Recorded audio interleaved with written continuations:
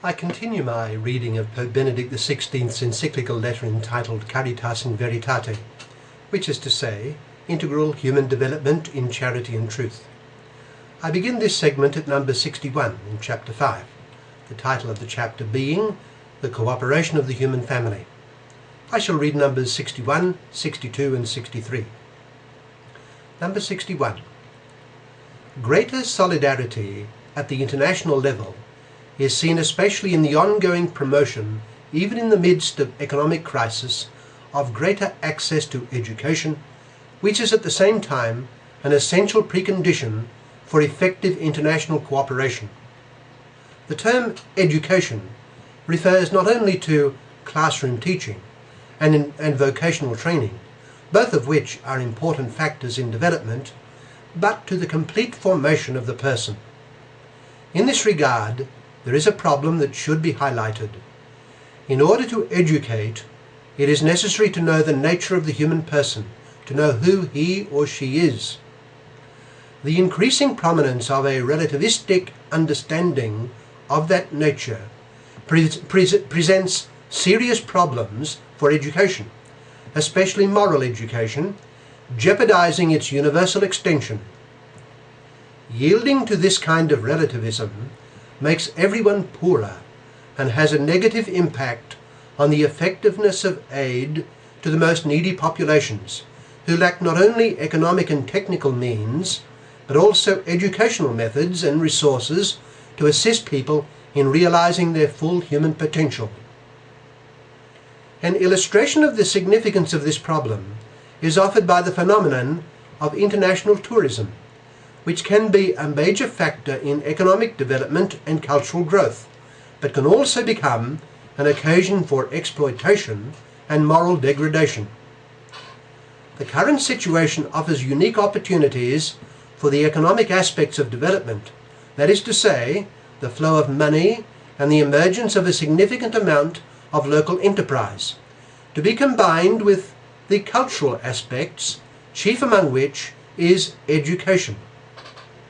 In many cases, this is what happens, but in other cases, international tourism has a negative educational impact, both for the tourist and for the local populace.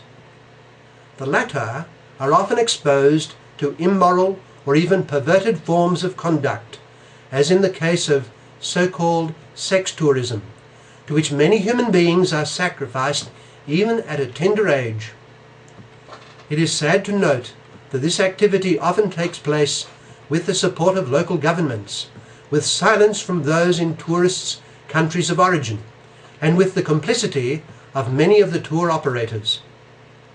Even in less extreme cases, international tourism often follows a consumerist and hedonistic pattern, as a form of escapism planned in a manner typical of the countries of origin, and therefore not conducive to authentic encounter between persons and cultures.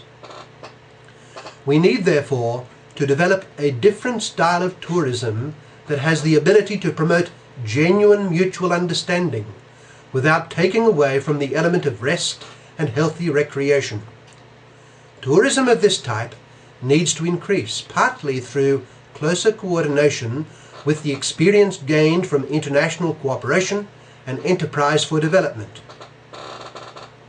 Number 62. Another aspect of integral human development that is worthy of attention is the phenomenon of migration.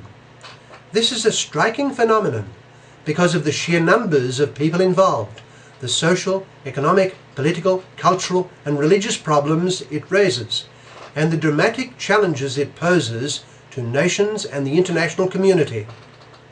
We can say that we are facing a social phenomenon of epoch-making proportions that requires bold, forward-looking policies of international cooperation if it is to be handled effectively.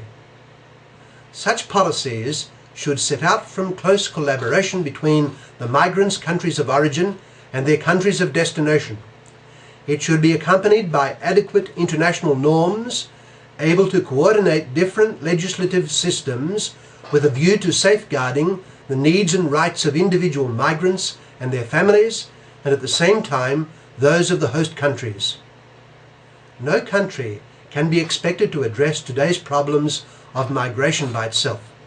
We are all witnesses of the burden of suffering, the dislocation and the aspirations that accompany the flow of migrants.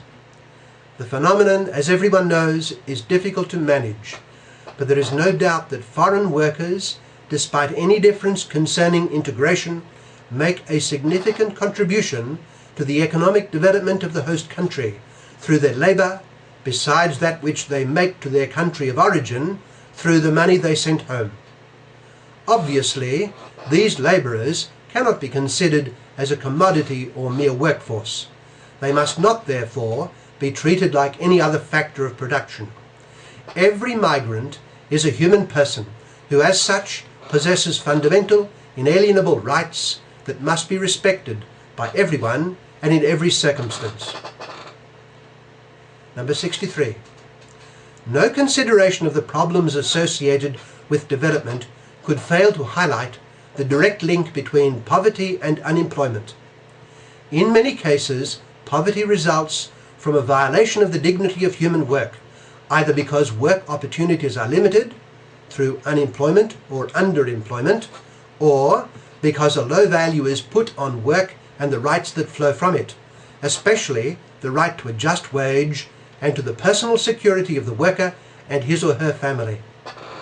For this reason, on May the 1st, 2000, on the occasion of the Jubilee of Workers, my venerable predecessor, Pope John Paul II, issued an appeal for a global coalition in favour of decent work, supporting the strategy of the International Labour Organization. In this way, he gave a strong moral impulse and impetus to this objective, seeing it as an aspiration of families in every country of the world. What is meant by the word decency in regard to work? It means work that expresses the essential dignity of every man and woman in the context of their particular society. Work that is freely chosen, effectively associating workers, both men and women, with the development of their community. Work that enables the worker to be respected and free from any form of discrimination. Work that makes it possible for families to meet their needs and provide schooling for their children, without the children themselves being forced into labour. Work that permits the workers to organise themselves freely and to make their voices heard. Work that leaves enough room for rediscovering one's roots at a personal, familial and spiritual level. Work that guarantees those who have retired a decent standard of living. In my next segment, I shall continue, beginning at number 64.